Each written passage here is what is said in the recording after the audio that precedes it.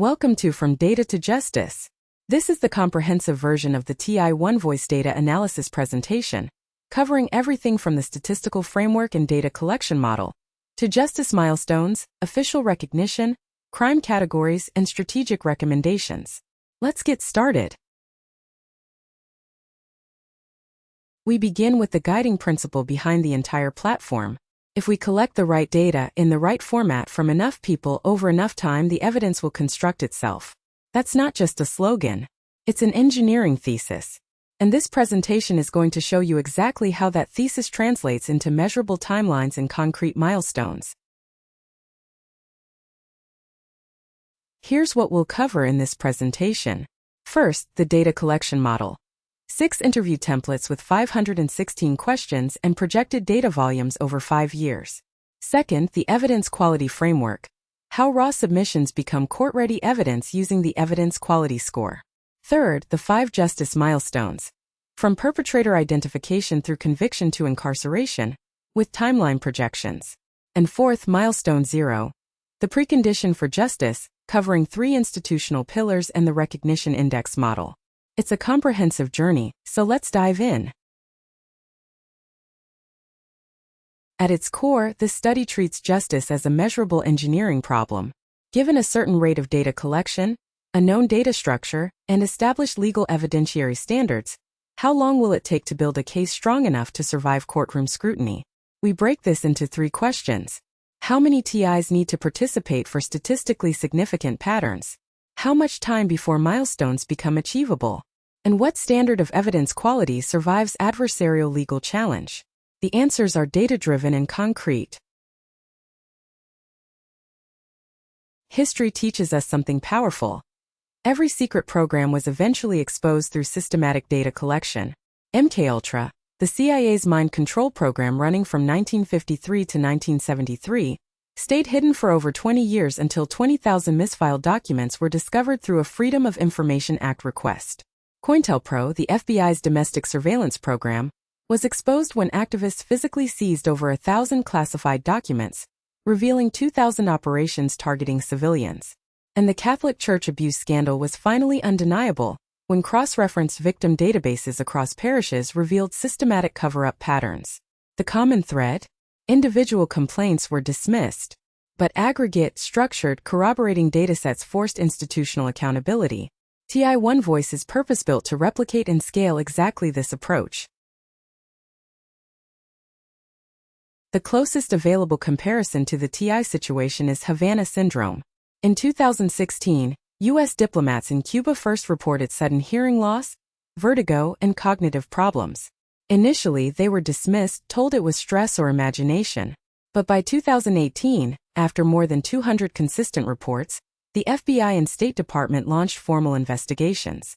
By 2020, a National Academy of Sciences panel confirmed that directed pulsed radio frequency energy was the most plausible explanation. And by 2021, the Havana Act was signed into law, providing compensation and medical care. That entire arc took 4 to 5 years. But there's a key difference. Havana victims were government employees with institutional advocates. TIs must build their evidence case without that support, which means the evidence must be even stronger and more systematic. The advantage? Purpose-built data infrastructure and AI analysis can compress the timeline. Now let's look at the engine that powers everything, the data collection model. The platform uses 6 structured interviews, each designed to capture a different dimension of the TI experience. Together, they form the most comprehensive data collection system ever built for this purpose. Before we get into the details, let's lay out the foundational assumptions underlying all projections. The global TI population is estimated at 7.2 million. The alleged perpetrator organization involves approximately 400,000 operatives, of which 133,000 are estimated to be active abusers. The base case projects the platform growing from 100 to 14,000 registered TIs over 5 years. The average active documentation period is 2 years per TI. 90% of the data is structured questionnaire responses, with an additional 15% coming from supplementary documents like photos and medical records. And the total structured question count across all 6 interview types is 516, organized into 57 sections. Here's an overview of all 6 interview templates. Together, they contain 516 structured questions across 57 sections. 90% of submissions follow these structured formats, producing machine-readable, standardized data points that can be directly compared across the entire population. The remaining 15% consists of supplementary documents, photos, medical records, screenshots, and other supporting evidence that requires AI-powered processing to extract structured data. The TI Onset interview is the foundational document. It consists of 83 questions across 7 sections, and it's completed once during onboarding, typically in the first 3 days. It takes about 2 to 3 hours and captures the complete onset story. When targeting began, initial symptoms, early experiences, and background information. This interview establishes the baseline against which all subsequent data is measured. It's like the opening chapter of each TI's documented experience. The Unified Questionnaire is the most comprehensive single assessment in the system. It contains 259 questions organized into 24 sections, making it the data-richest single submission. It's completed once during onboarding, typically between days 3 and 5. It covers 3 major domains: personal and history, including demographics, education, employment, family, and medical background; targeting details covering methods, technologies, symptoms, temporal patterns, and perpetrator descriptions; and impact and evidence, documenting financial damages, health effects, social isolation, and physical evidence collected. Think of it as a complete snapshot of a TI's entire experience in one structured format. The attack documentation interview is the primary ongoing data source, and it's incredibly important because it generates 72% of all data volume. Completed weekly, it has 45 questions across 6 sections: attack context, physical symptoms, technological indicators, witness information, evidence captured, and response actions. At 45 questions per week, each TI generates 2,340 structured data points per year from attacks alone. The weekly cadence is crucial because it captures patterns invisible in monthly reports: day-of-week cycles, escalation trajectories, and correlations with external events. And the temporal proximity score is highest for data submitted within 24 hours, so timely reporting directly improves evidence quality. 3 additional recurring interviews are updated every 4 months. The evidence includes interview has 41 questions across 6 sections, capturing persons of interest descriptions, vehicle details, suspicious patterns, organization names, reports to authorities, and canary trap results. This is the interview specifically designed to produce the kind of investigative leads that law enforcement works with. The damages assessment has 54 questions across 8 sections, documenting lost income, medical expenses, property damage, relationship losses, and career impact. When aggregated across thousands of TIs, these produce the headline economic figures that catch governmental attention.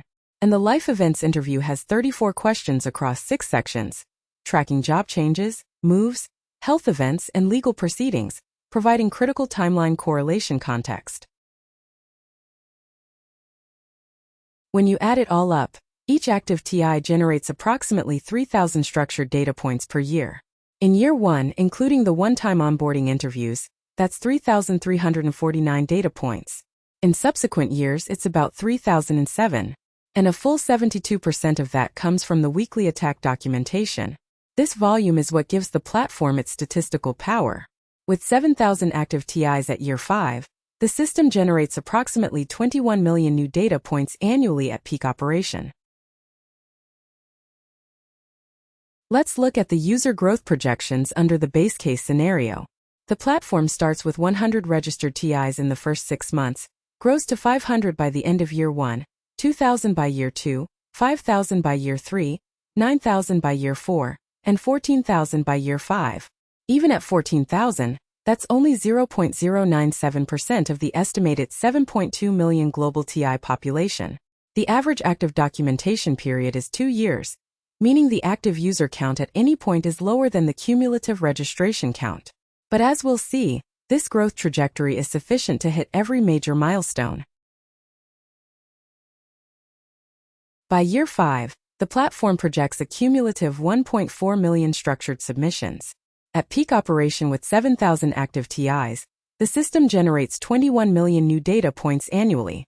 That's across 516 structured questions in 57 sections. To put that in perspective, that's a dataset comparable in scale to major epidemiological studies, giving the analytical algorithms plenty of material to work with for pattern detection and evidence construction. A critical part of the platform's power comes from its 3-layer storage architecture. Each layer is designed to answer different types of questions. Layer 1 is a relational database built on PostgreSQL. It stores every interview, submission, and data point with append-only storage, SA256 hashing, and RFC3161 timestamps for chain of custody. It handles lookups, aggregations, and audit trails. Layer 2 is a graph database using Kazoo or Neo4j. It maps relationships between people, organizations, locations, and incidents across cases. With 15 node types and over 50 relationship types, it reveals hidden networks in milliseconds. And Layer 3 is a vector database using face or pvector. It converts narratives into high-dimensional vectors, finding semantically similar experiences regardless of word choice, and enabling sophisticated topic clustering. Here's how the automated data pipeline works, in 6 steps from submission to pattern detection. Step 1. Intake and validation, where every submission is cryptographically hashed and timestamped. Step 2. Entity extraction, where natural language processing identifies people, organizations, locations, and other entities in the data. Step 3. Graph construction, building connections between extracted entities across all cases. Step 4. Embedding generation, where narratives are vectorized for semantic analysis. Step 5. Pattern matching, checking new data against known patterns. And Step 6. Anomaly detection, flagging unusual submissions for review. The key point here is that every submission is cryptographically hashed, timestamped, and stored immutably, ensuring an unbreakable chain of custody from day one. The knowledge graph grows exponentially as more TIs contribute. By year 5, the model projects 840,000 nodes, representing people, organizations, locations, and incidents. 5.2 million edges connecting those nodes, and 25,000 cross-case entity resolution discoveries, where the system identifies the same person, organization, or entity appearing in multiple independent TI accounts. This is where the real investigative power emerges, as the graph reveals organizational structures and networks that no single TI could ever see on their own. The platform is built for courtroom scrutiny from day one, and this slide shows the 4 pillars of data integrity and legal admissibility. Cryptographic hashing using SH256 creates a unique fingerprint on every submission. Any alteration is instantly detectable, proving data integrity. Trusted timestamps using the RFC3161 standard have a timestamp authority certify when data existed. This cannot be backdated, proving chronology. Append-only storage means old data is never deleted or overwritten, preserving the complete historical record. And immutable audit logs record every access, query, and export, creating a tamper-evident chain of custody. These 4 mechanisms together ensure that every piece of data can survive the most rigorous courtroom challenge. Now let's move into how raw data transforms into court-ready evidence. This is where the evidence quality framework comes in, bridging the gap between data collection and legal proceedings. The Evidence Quality Score, or EQS, is a composite metric that rates how valuable each data submission is for building a legal case. It's based on 4 weighted factors. Corroboration density at 35% measures how many other TIs independently confirm matching details. This gets the heaviest weight because independent corroboration is the gold standard in both statistics and law. Data completeness at 25% tracks the percentage of structured fields filled in. Temporal proximity at 20% rewards data recorded soon after an event occurred. And cross-reference richness at 20% counts links to other interviews, events, and entities. An EQS of 7.0 or above is considered evidentiary grade, meaning it could potentially be presented in a legal proceeding. Here's the exciting trajectory of evidence quality over time. In year 1, only 8% of data points reach evidentiary grade. By year 2, that jumps to 22%. Year 3 hits 38%. Year 4 reaches 52%, crossing the inflection point. And by year 5, a full 63% of all data points are evidentiary grade. This acceleration happens because as more TIs contribute, corroboration density increases across the board. Each new TI can potentially corroborate every existing TI, creating a network effect that compounds over time. By year 5, the dataset is strong enough to build multiple prosecution packages. For evidence to be admissible in U.S. courts, it must meet the Daubert standard, which has 5 criteria. First, testable methodology. Can the methods be tested through application to real data? Second, peer review and publication. Has the methodology been scrutinized by external experts? Third, known error rate. Are statistical error rates documented and reported alongside every finding? Fourth, standards and controls. Are there documented operational standards?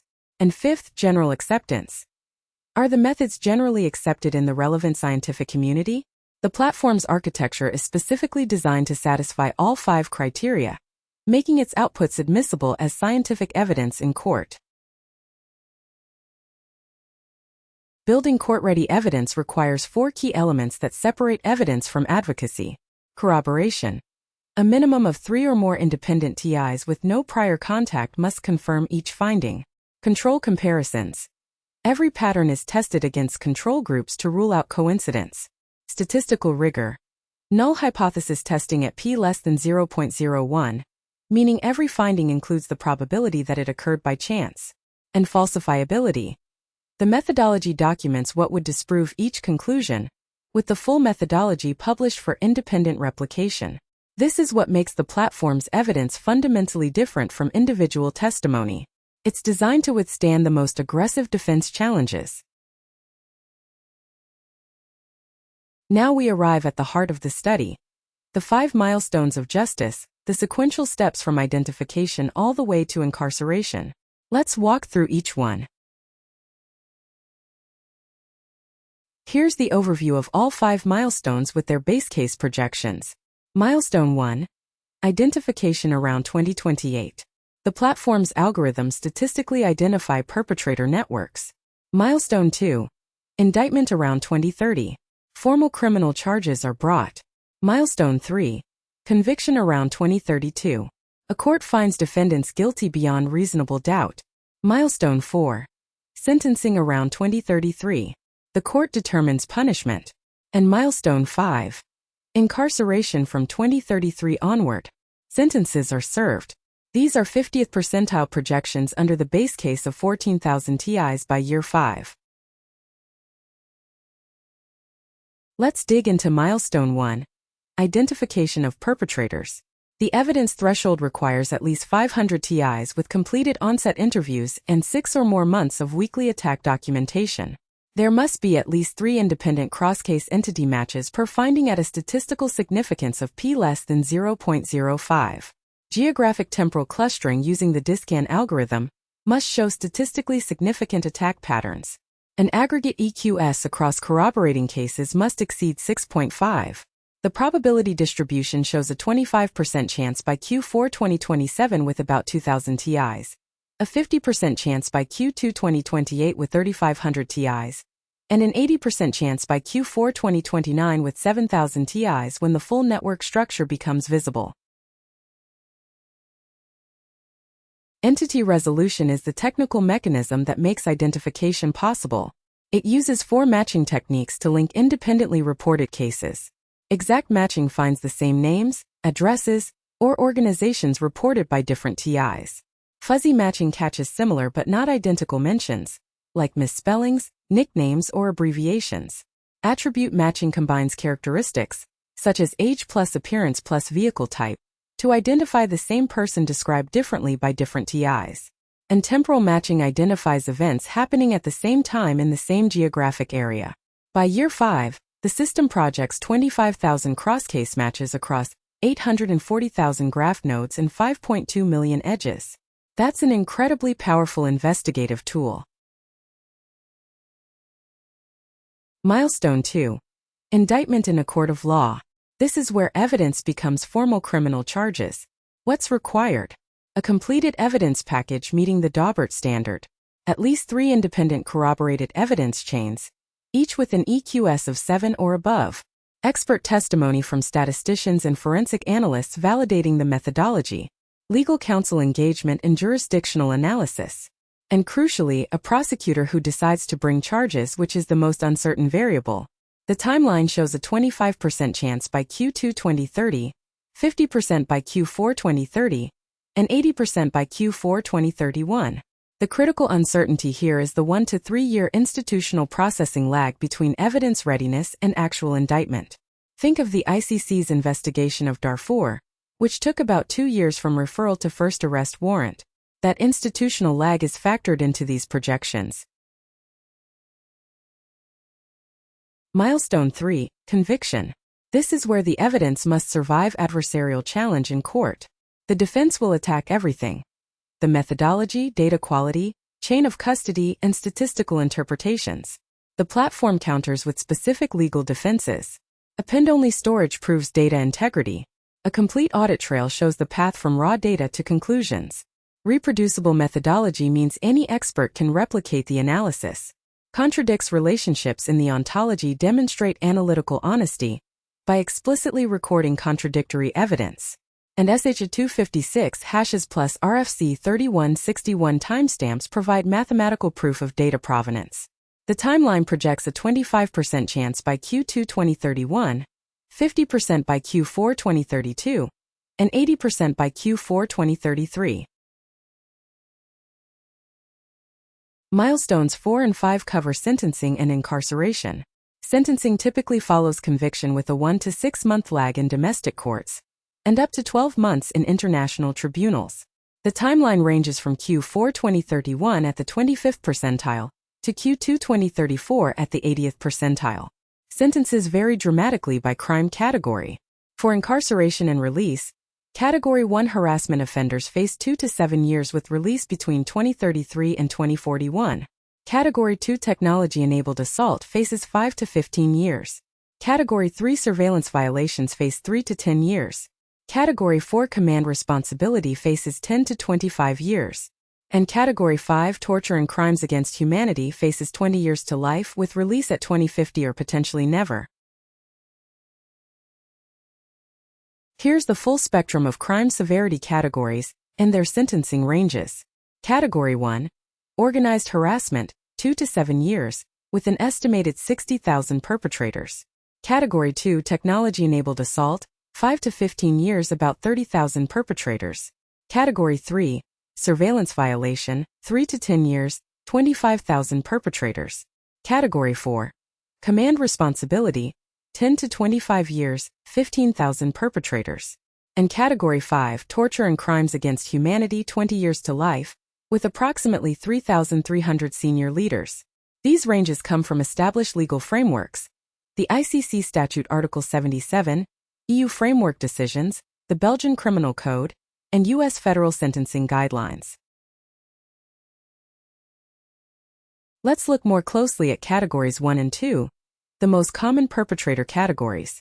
Category 1 covers organized harassment coordination, coordinating stalking campaigns, directing harassment, recruiting participants. The applicable charges include criminal stalking, conspiracy, and racketeering under RICO statutes. With an estimated 60,000 perpetrators making up 45% of active abusers, sentences range from 2 to 7 years, with parole eligibility after 50 to 66% of the sentence.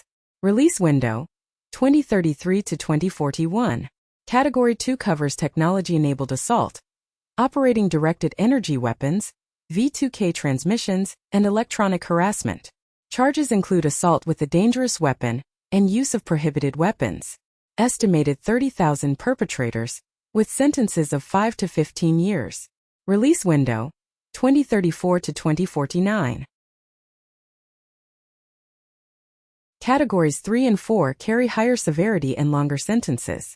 Category 3 covers surveillance and privacy violations, illegal wiretapping, unauthorized device access, neural surveillance, and thought monitoring. Charges include GDPR violations, unauthorized interception of communications, and computer fraud. With 25,000 estimated perpetrators, Sentences range from 3 to 10 years plus substantial financial fines. Release window, 2033 to 2044. Category 4 is command responsibility. Those who direct targeting programs, order attacks, manage perpetrator networks, and orchestrate cover-ups. Charges include criminal conspiracy, abuse of authority, and command responsibility under ICC Statute Article 28. 15,000 estimated perpetrators face 10 to 25 years, with release projected between 2039 and 2060. Category 5 represents the most severe charges under international criminal law: torture and crimes against humanity. The typical acts include systematic torture through technology, causing severe psychological suffering, human experimentation, and targeting that constitutes a widespread or systematic attack on civilian populations. The applicable charges come from the UN Convention Against Torture Article 1 and the ICC Statute Article 7 on Crimes Against Humanity. The estimated 3,300 perpetrators in this category represent the senior leadership and program architects. Sentencing ranges from 20 years to life imprisonment, with parole eligibility only after serving 85 to 100% of the sentence. Projected release is 2050 to 2055 at the earliest, with life sentences possible in many jurisdictions. This comparison table shows all milestone timelines side by side across the 3 growth scenarios at the 50th percentile. You can clearly see how user adoption rates shift the entire timeline. Under high growth, every milestone accelerates by 1 to 2 years.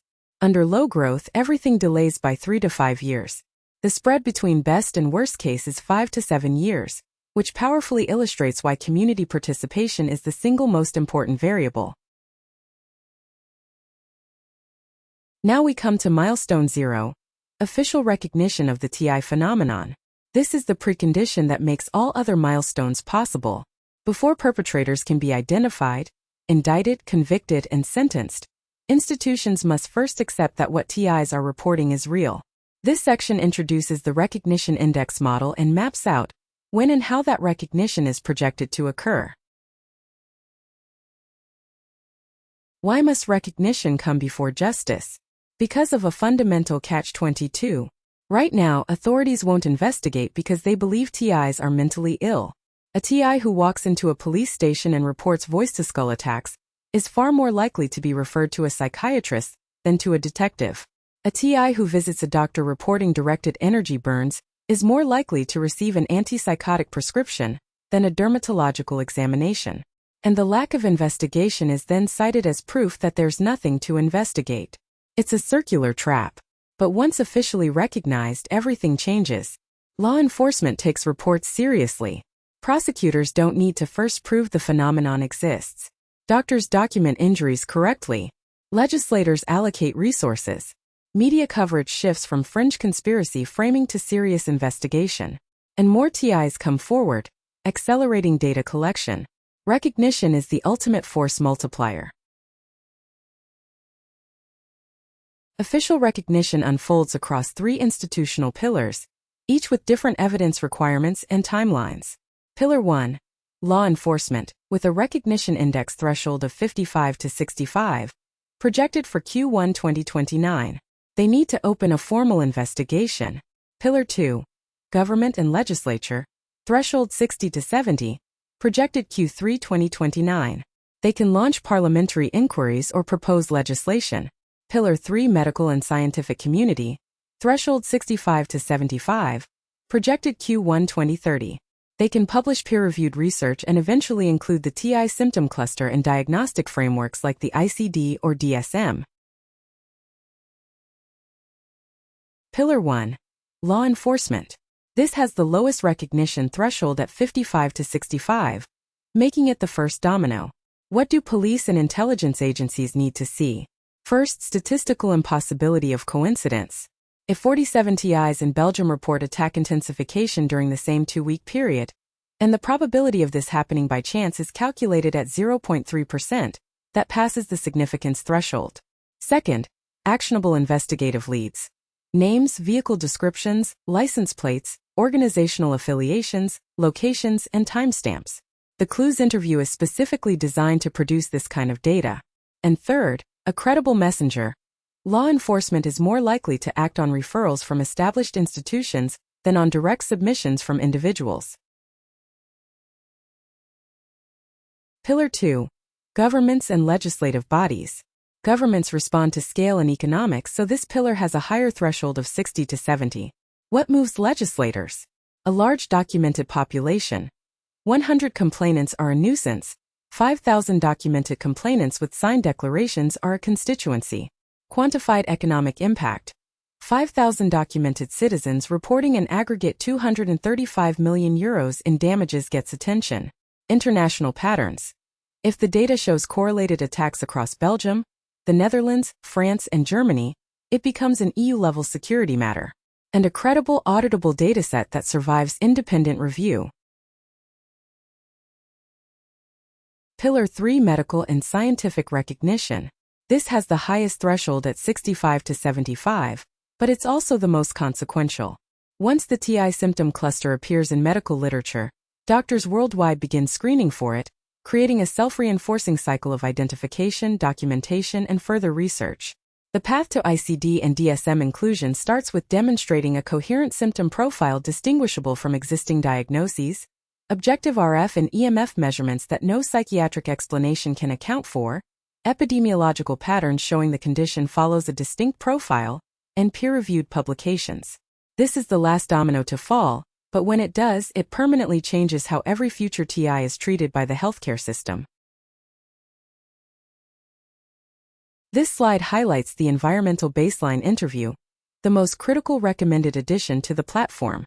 This sixth interview type captures objective, measurable, physical data that does not depend on subjective testimony, and that's what makes it so powerful.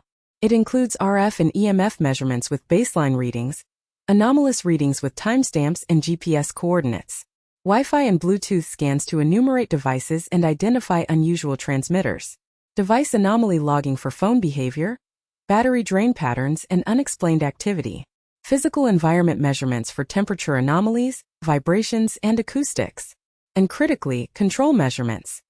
The same readings taken at different locations to establish a baseline comparison. If 500 TIs show RF readings in their bedrooms that are 10 to 50 times normal background levels, that is a measurable physical anomaly requiring a physical explanation. This data is essential for Pillar 3 medical recognition, providing the objective evidence that peer reviewers and medical journals require. The Recognition Index is a composite score from 0 to 100 that measures overall progress toward institutional acknowledgement. It combines 5 sub-indices. Data Volume Index at 20% weight tracks total structured data points. Corroboration Density Index at 25%, the heaviest weight measures average cross-case matches per TI. Geographic Pattern Index at 20% counts confirm geographic temporal clusters. Medical Documentation Index at 20% tracks TIs with medical records and environmental measurements. And Methodological Credibility Index at 15% assesses audit trail completeness and peer review readiness. Each pillar triggers recognition at a different threshold. Law enforcement at 55 to 65, government at 60 to 70, and medical at 65 to 75. This chart shows the recognition index climbing from 8.7 at month 6 all the way to 87.4 by year 5 under the base case. The growth is not linear. It accelerates as more TIs join and the network effects compound. The most dramatic growth occurs between year 2 and year 4, as corroboration density and geographic pattern detection kick in simultaneously. This is when the platform crosses the critical recognition thresholds for all 3 pillars. This detailed view shows how each of the 5 sub-indices develops year by year. Some indices grow linearly like data volume, others follow more dramatic curves.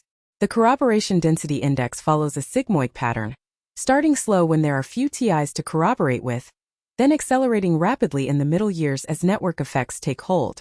The geographic pattern index is threshold-based, remaining near 0 until minimum geographic density is reached, then jumping as clusters are confirmed.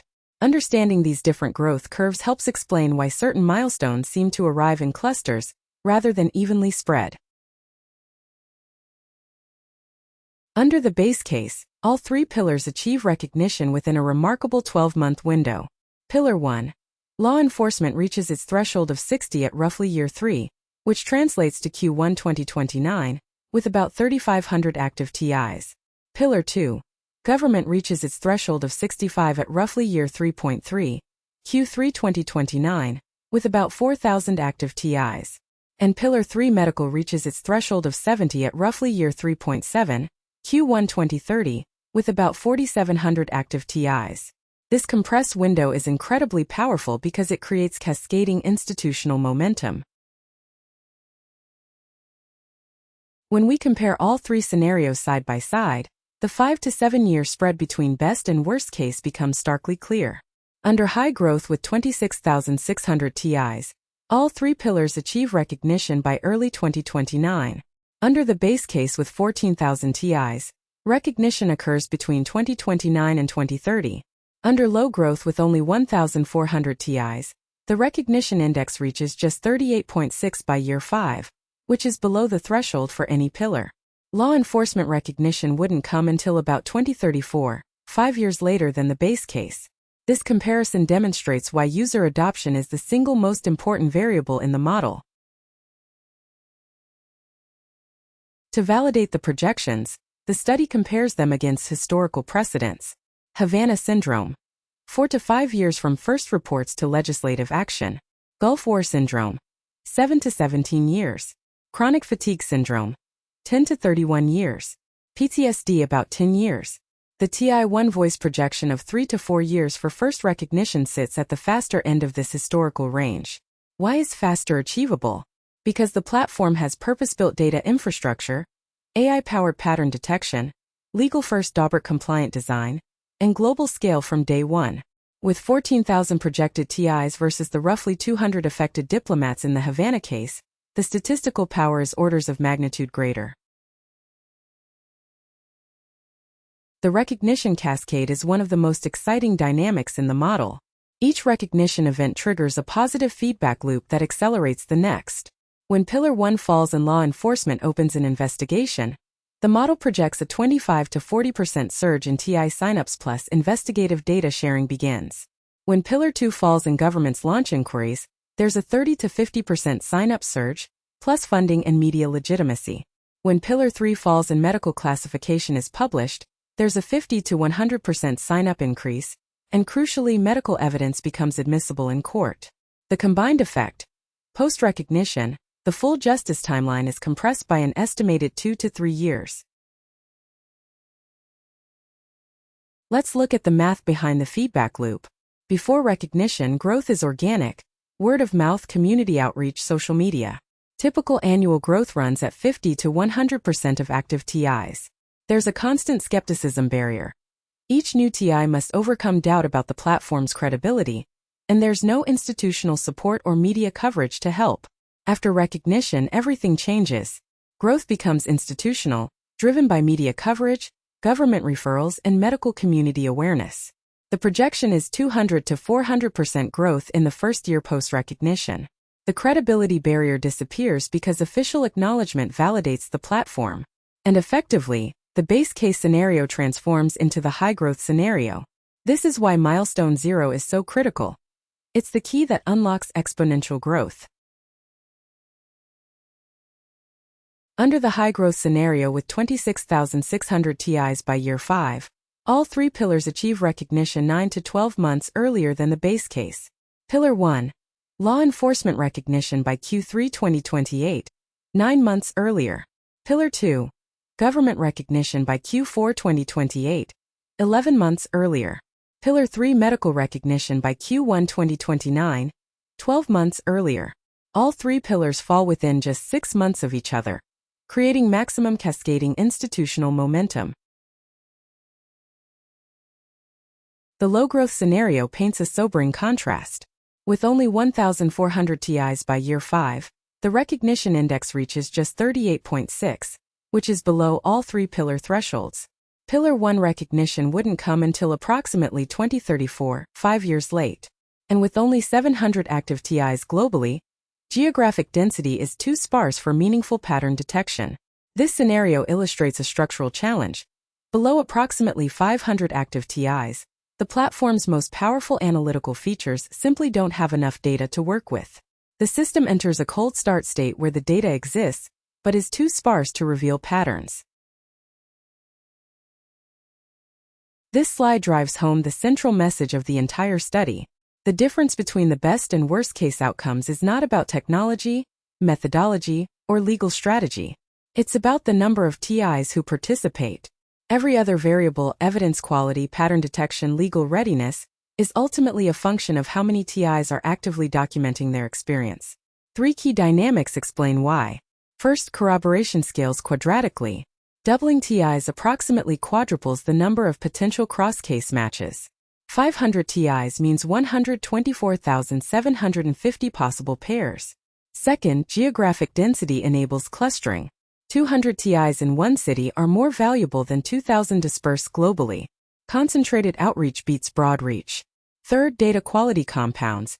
A 20% improvement in completion rates accelerates the entire timeline by about 15%. Investing in onboarding pays enormous dividends. No analysis would be complete without addressing risks. This section covers what could go wrong and how the platform is designed to prevent it.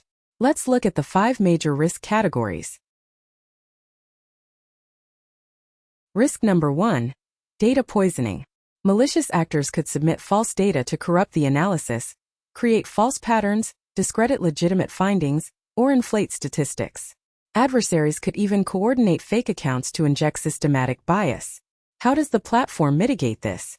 Through 3-tier verification, moving submissions from unverified to verified to established based on consistency, completeness, and corroboration. Anomaly detection algorithms flag submissions that don't match known patterns. Temporal analysis detects coordinated submission campaigns. And all analysis is run separately on the verified-only subset, ensuring that unverified data never contaminates the core findings. Risk number 2. Confirmation bias. Finding patterns because you expect them, not because they actually exist. This is a genuine concern in any data analysis project. Researchers might unconsciously select data confirming their hypotheses. Pattern detection algorithms could be tuned to find what analysts want. And participating TIs may not represent the broader population. The mitigations are rigorous. Pre-register analysis plans before examining data. Run control comparisons testing every pattern against random distributions. Designate a devil's advocate role on the analysis team. Publish null results alongside positive findings. And publish the full methodology for independent replication. This commitment to scientific integrity is what makes the evidence credible. Risk number 3. Security compromise. Unauthorized access to sensitive TI data would be catastrophic, so the platform implements defense in depth with multiple overlapping security layers. S256 encryption ensures all data is encrypted at rest, so a storage breach yields only unreadable data. TLS 1.3 encrypts all communications end-to-end. Pseudonymization means TIs are identified only by codes like TI7X9K2, with real identities stored separately. Role-based access control ensures researchers see aggregated data, not individual records. And immutable audit logs record every access attempt with tamper-evident logging. No single point of failure exists in the security architecture. Risk number 4. Low engagement. TIs might sign up but not complete interviews consistently. Incomplete submissions reduce EQS scores, infrequent attack documentation creates temporal gaps, and drop-off after initial onboarding wastes the most valuable baseline data. The mitigation strategy includes gamification with progress dashboards, completion badges, and community milestones. Weekly reminders with personalized prompts. Mobile-first design for easy, quick submissions. Feedback loops showing TIs how their data contributes to aggregate findings. And peer support through community connections that motivate continued participation. The goal is to make consistent documentation feel rewarding and meaningful, because it genuinely is. Risk number 5. Legal challenges to the evidence itself. Defense attorneys will try to discredit the platform's outputs. Let's look at the 4 main attack vectors and how each is countered. The data is fabricated, countered by append-only storage (SH256 hashes), and RFC 3161 timestamps proving data existed before the challenge. The analysis is biased, countered by pre-registered analysis plans, control groups, published methodology, and independent replication. The witnesses are unreliable, countered by cross-case corroboration, independently reported matching details from TIs who never met each other. The methodology is unscientific, countered by Dauber-compliant design, peer review, known error rates, and general acceptance in the statistics community. Every anticipated legal challenge has a designed-in counter. The platform is designed for full compliance with EU data protection requirements under GDPR. Granular consent. TIs explicitly consent to each data use, whether research, legal, or community sharing. Right to access. TIs can download all their data at any time in machine-readable format. Right to erasure. TIs can request deletion, with the system preserving aggregate statistics while removing personally identifiable information. A full data protection impact assessment has been completed. Data minimization ensures only data necessary for evidence construction is collected. And pseudonymization by default means all analysis uses pseudonymous identifiers. This isn't just legal compliance, it's building trust with a vulnerable community. The platform's analytical capabilities evolve through 3 phases of growing sophistication as the dataset matures. Let's see how the analysis grows from simple counting to causal inference. Phase 1 is counting and describing, in year 1 with 50 to 500 TIs. This covers demographic profiling, symptom prevalence, geographic heat maps, and aggregate damage quantification. Phase 2 is correlations and connections, in years 2 to 3 with 500 to 5,000 TIs. This is where cross-case entity resolution, temporal sequence mining, and geographic temporal clustering take center stage. Phase 3 is AI-driven evidence in years 3 to 5 with 5,000 or more TIs. This brings topic modeling using BER topic, graph neural networks, and causal inference using Granger causality, which is the legal standard for distinguishing correlation from causation. Each phase builds on the previous one, and the transitions happen naturally as the dataset grows large enough to support more sophisticated analysis. Phase 1. Counting and describing. This is the foundation building stage in year 1 with 50 to 500 TIs. Demographic profiling compares the TI population against census data to identify if certain demographics are overrepresented. Symptom co-occurrence matrices reveal which symptoms appear together. For example, V2K plus sleep disruption plus thermal sensations forming a distinct cluster. Geographic heat mapping plots all reported incidents on maps to see if clusters emerge near specific facilities or locations. And aggregate damage quantification totals the economic impact across all TIs. Lost income, medical costs, property damage. Even these basic analyses produce valuable insights for advocacy and engagement. Phase 2. Correlations and connections. This is where the real magic begins in years 2 to 3 with 500 to 5,000 TIs. Cross-case entity resolution uses exact, fuzzy, attribute, and temporal matching to link independent accounts. The graph database comes alive. Temporal sequence mining using algorithms like GSP and prefix span discovers common escalation sequences across cases, revealing whether TIs experience a predictable pattern of targeting escalation.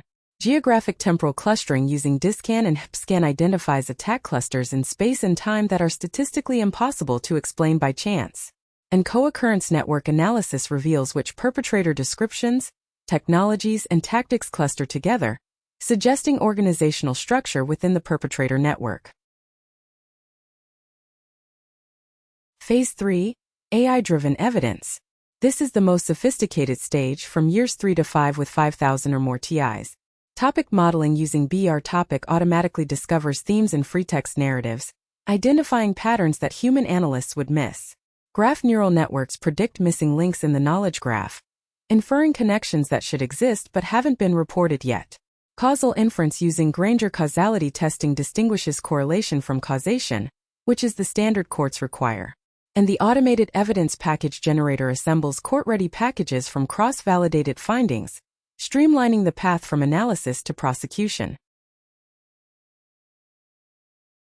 Now let's look at the 6 strategic recommendations, the highest leverage actions for year 1. These are designed to maximize the platform's impact during the critical early phase. Recommendation 1. Prioritize law enforcement engagement. Pillar 1 has the lowest recognition threshold at 55 to 65 and benefits most directly from the graph database's investigative outputs. The strategy is to target agencies with complex crime investigation track records, like organized crime units and cybercrime divisions. Prepare evidence packages as professional investigative briefs, not advocacy documents. Engage through trusted intermediaries, retired law enforcement, legal professionals, and investigative journalists. And crucially, frame the platform's outputs as actionable intelligence, not a petition for belief. Law enforcement responds to evidence that looks like what they already work with. Recommendation 2. Implement the environmental baseline interview. Objective RF and EMF measurements are the single most important data type for achieving medical recognition under Pillar 3. The action plan. Deploy the recommended 6th interview type for environmental measurements. Provide standardized measurement protocols and affordable equipment recommendations. Create control measurement requirements so TIs take the same readings at different locations. This data is what separates the evidence from pure subjective testimony. Remember the Flint water crisis. It was objective water quality measurements, not resident complaints, that finally forced action. The same principle applies here. Recommendation 3. Concentrate geographic outreach. This is counterintuitive but incredibly important. 200 TIs in one city are more valuable than 2,000 dispersed globally, because geographic density is what enables cluster analysis. The strategy: target 5 to 10 metropolitan areas with existing TI networks. Aim for at least 30 active TIs per metro area within year 1. This density enables DISCAN clustering analysis, shared perpetrator identification, and local support networks. The priority cities are Brussels, London, Berlin, Amsterdam, and New York. Concentrated outreach is more valuable than broad reach for the platform's analytical power. Recommendation 4. Build the academic bridge. One peer-reviewed publication opens the door to Pillar 3 recognition, so establishing academic partnerships early is essential. The strategy: identify 2 to 3 researchers in neuroscience, epidemiology, or public health. Offer anonymized datasets and analysis infrastructure. The 3-layer architecture is specifically designed for academic collaboration, providing the kind of structured, auditable data that researchers need. The target: submit the first peer-reviewed study within year 1 to 2. Recommendation 5. Seek a parliamentary champion. Even one member of the European Parliament asking a formal question that cites platform data constitutes a major milestone. The strategy: identify MEPs or national MPs sitting on human rights committees. Prepare briefing documents using the platform's aggregate statistics. Frame the issue as a constituent concern with documented economic harm to EU citizens. A formal parliamentary question triggers media coverage, institutional attention, and often prompts investigative follow-up. It's a high-leverage, achievable action that can catalyze Pillar 2 recognition. Recommendation 6. Maximize early data quality. The first 500 TIs are the most important. They set the foundation for everything that follows. Here's a powerful insight. 500 TIs at 90% completion rates produce better evidence than 2,000 TIs at 40% completion. Quality trumps quantity in the early stages. The strategy: invest heavily in onboarding support with guided interview sessions, frequently asked questions, and community mentoring. Implement quality feedback loops showing TIs their completion rates and EQS scores. Remember, every incomplete field doesn't just affect that TI's data. It reduces corroboration potential across the entire dataset. And here is the bottom line. The path is clear. Recognition by 2029. First indictments by 2030. Convictions by 2032. Justice is a measurable engineering problem, and the data is being built right now. Every single TI who documents their experience moves the entire community closer to the tipping point. Thank you for watching this comprehensive presentation. To learn more or to participate, visit the TI One Voice platform at onevoice.witis.org. Together we can turn data into justice.